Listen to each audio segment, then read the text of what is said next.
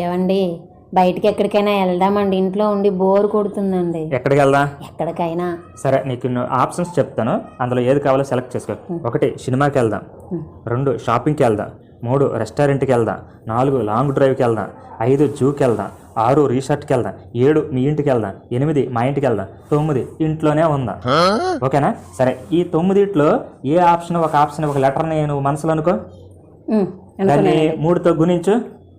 గుణించానండి. దానికి ఇంకో 3 కలుపు. కలిపానండి. దాన్ని ఇంకా మళ్ళా 3తో గుణించు.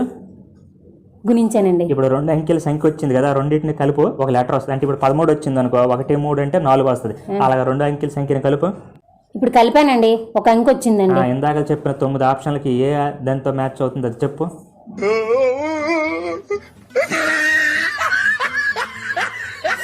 మీరు ఒకసారి కలిపి చూడండి, ఏదొచ్చిందో చూడండి.